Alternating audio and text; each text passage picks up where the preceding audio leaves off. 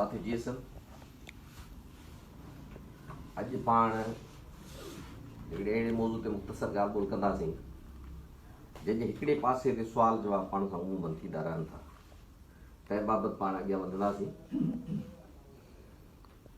हाणे हीअ आहे त जेके असांजा फ़र्ज़ आहिनि ऐं ॿियो जेके बि असांजा हक़ आहिनि उहे आइन में लिखिया पिया हुजनि, पंहिंजे आइन में लिखिया पिया हुजनि ऐं होॾां हिंदुस्तान जे बर्तानिया जे ऐं अमेरिका जे आइन में लिखिया पिया हुजनि। तीअं ख़ुदि जेके इख़लाक़ी क़द्र आहिनि से बि ऐं ख़ुदि असां वटि जेको ज़मीर जो तस्वुरु आहे चोथे नंबर ते सो हिकिड़े फ़र्द जी शख़्सी माना कुटुंबी बि न तंहिं हद खां शुरू थिए थो। मसलन आइन में हिकिड़ो जेको शख़्स आहे तंहिंजी प्राइवेसी जेका आहे उनजो बि ज़िक्र आहे। हिन धरती ते जेके बि इंसान वेठा आहिनि से ऐं जेके गुज़री वियल समूरा नस्ल से ऐं सुभाणे जेसिताईं हिन धरतीअ ते इंसान ज़ात रहणी आहे तंहिंजा ईंदड़ समूरा नस्ल तिन सभिनी खे गॾे अक्सरती राय सां न पर मुतफ़िक़ा राय सां बि इहो फ़ैसिलो करण जो अख़्तियार कोन्हे जो चवनि था असीं हबीब खोसे क़तल करे था अचूं। जवाबु आहे त हबीब खोसे जे ज़िंदा रहण जो फ़र्दी ऐं शख़्सी ज़िंदा रहण जो जेको हक़ आहे सो एॾो त मज़बूत आहे जो पूरी इंसान ज़ात जा गुज़री वियल ईंदड़ नस्लतिन खे गॾियल मुतफ़िक़ा राय सां फ़ैसिले करण जो बि अख़्तियार न आहे। इहो हिन जो हक़ आहे। तीअं ज़ाती ऐं फ़र्दी असांजा फ़र्ज़ बि हर हक़ जेॾीमहिल हासिलु थी थो वञे ओॾीमहिल उहो फ़र्ज़ में कन्वर्ट ऐं तब्दील थी थो वञे। मसलन असांजो हक़ आहे त असांखे ताज़ो पाणी मिले ऐं साफ़ ऐं शफ़ाफ़ पाणी मिले, पर पाणी जे मिली वञे ऐं पोइ पीउ न ऐं पोइ किडनी जा असीं मरीज़ थी वञूं हलिया त इन जो मतिलबु त असां फ़र्ज़ु पूरो न कयो। तइलीम असांजो हक़ आहे, तइलीम जूं समूरियूं सहूलियतूं असांखे मिलनि ऐं पोइ जे न पढ़ूं त पोइ चइबो त असीं फ़र्ज़ जी कोताही वेठा कयूं। त करे जीअं ई हक़ हासिलु थिए थो त उते असांजो फ़र्ज़ु शुरू थिए थो। तीअं कुझु बि हक़ आहे।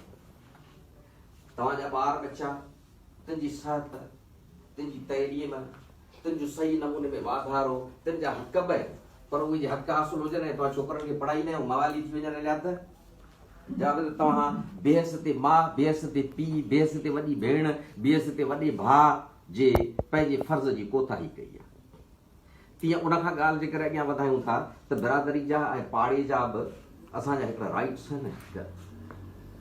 उहो जो गॾियल खूह असांखे हक़ तौरु पाणी लाइ मिलियो आहे या असांजी बिरादरी जंहिं इलाइक़े में रहे पई उते गॾप में आहे उहो मिलियो आहे, तंहिंजी सफ़ाई जो बंदोबस्तु न करियूं, तंहिंजो जेको सिस्टम आहे उहो सिस्टम ख़राबु थी वञे हेॾो ख़राबु थियणु ॾियूं त असां फ़र्ज़ में कोताही कई आहे। तीअं क़ौमी मामले ते जे वधंदासीं त क़ौमी असांजा हक़ आहिनि त असांजूं ज़मीनूं खॼियूं थी वञनि, असीं रड़ियूं करियूं था, कैनाल था ठाहिनि, असांजी ज़मीन जो पाणी हलियो वेंदो, जर जो पाणी हेठि जेको आहे सो बि ख़तमु थी वेंदो हलियो। असांजी सुबुह शाम रड़ आहे, असीं पंहिंजे हक़नि लाइ कोशिशि था करियूं, पर हक़ हासिलु हुजनि तइलीम में तरबियत करे पंहिंजी क़ौम खे अॻियां न वठी वञूं, पंहिंजे क़ौम जे फ़र्ज़नि खे अॻियां न वठी वञूं हलिया ऐं चऊं त क़ौमी लीडर आहियूं, अॻुवान आहियूं, त पोइ चइबो त असां क़ौमी फ़र्ज़नि में कोताही वेठा करियूं। न फ़क़ति उहो, पर जॾहिं क़ौम जे पोयां चोर अची पिया आहिनि ऐं धाड़ा पिया हणनि ऐं उन टाइम ते असां क़ौम लाइ आगाज़ न करियूं पंहिंजी जदोजहद जो, तंहिंजो हिसो न थियूं, न फ़क़ति हिसो न थियूं पर अली रज़ा खे ॿाह खां पकिड़े अचूं कालाबाग डैम त ठही वेंदो, कैनाल त ठही वेंदा, त चवनि था त चेहरा ॻाल्हायूं था। जेकॾहिं तव्हांजे चेहरे मां इन क़िस्म जी तंज़ ऐं चथर अचे थी त पोइ तव्हां असांजी कैंप जा माण्हू न आहियो, पोइ तव्हां सिंध धरती जा माण्हू न आहियो। भले खणी ठही वञनि हलिया, भले खणी हींअर असांजे अॻियां लोफर आया आहिनि ऐं चोटीअ खां गेहले असांजी भेण खे खणी था वञनि हलिया, असीं विढ़ूं था, को भाउ नथो विढ़े पर उनजो बि अंदरि पजरंदो पियो त असांजी भेण खॼो थी वञे, पर उहो इन तंज़िया अंदाज़ में चथर वारे अंदाज़ में जेकर चए अदी हुअं ई खॼी वेंदी अली रज़ा तूं खामखां थो कोशिशि करी, शुभ तूं खामखां थो कोशिशि कबी, चइबो बेग़ैरत आहे। तीअं क़ौम जे वसी मफ़ादनि में जेको चथर करे, जेको जदोजहद जो हिसो न थिए ऐं तंज़ करे, पक सम्झो त क़ौमी हवाले सां बेग़ैरत आहे। तीअं इंसानी फ़र्ज़ बि आहिनि, इंसानी हक़ बि आहिनि, पर हिते थिए छा थो त कंहिं माण्हू खां तव्हां मोबाइल खसियोसि, चओ त ॾिसण थो चाहियां, चए थो मुंहिंजी प्राइवेसी आहे, हू कंहिं बि सूरत में पंहिंजो फ़र्दी हक़ दस्तबरदार थियणु नथो ॾे, पर उन सां गॾोगॾु जेकॾहिं कुटुंब जो मामिलो आहे, हुनजे ॿचनि जो रिज़्क़ फुरिजे थो, हुनजे पीउ जी ज़मीन में केरु चवे थो त हिन में 5 एकड़नि ते आउं कब्ज़ो कंदुसि, त माण्हू खून करे था विझनि, उतां दस्तबरदार न थीबो। पर असांखे सेखारियो वियो आहे त बाबा कार्ल मार्क्स चयो हो दुनिया जा मज़ूर कठा थी वञो, तंहिं करे इनकलाबी जदोजहद जी ॿी माना हीअ आहे त क़ौम जे हक़नि तां दस्तबरदार थी वञो। जेको माण्हू चवे थो त क़ौमी जदोजहद न हलाइणु घुरिजे, क़ौम जे हक़नि तां दस्तबरदार थियो, तंहिं तां हथु खणी वञो हलिया, तंहिंखां लम्हे भर मोबाइल फुरे उनखे तव्हां ॾिसण जी कोशिशि करियो त ॾिसो त कीअं अखियूं ॻाढ़ियूं थो करे, कीअं कन ॻाढ़ा था थियसि। हू चए थो फर्दी हक़ दस्तबरदार थियणु न ॾींदुसि, पंहिंजे पीउ जी ज़मीन में कंहिंखे एकड़ बि कोन ॾींदुसि, कैनाल ठही वञनि। क़ौमी मामिलो आहे ऐं क़ौम परस्तीअ जी जेको ज़िक्र आहे ऐं क़ौम दोस्तीअ जो जेको ज़िक्र आहे उहो इनकलाब जे ख़िलाफ़ आहे। उते हुनखे हू नज़रियो यादि थो अचे। जवाबु आहे त तोखे इहो नज़रियो यादि थो अचे त पंहिंजे फर्दी हक़नि तां बि हथु खण, पंहिंजे कुटुंबी हक़नि तां बि हथु खण, त पोइ असीं चवंदासीं त तूं सचो आहीं, तूं वफ़ादार आहीं। तंहिं करे हीउ मामिलो रुॻो नज़रियनि बज़रियनि जो ऐं सियासी बहसनि जो कोन्हे। दुनिया जे समूरनि आइननि जे अंदरि फर्दी हक़ बि, कुटुंबी हक़ बि, क़ौमी हक़ बि, तीअं अहिला इंसानी हक़ बि ऐं फर्ज़ बि।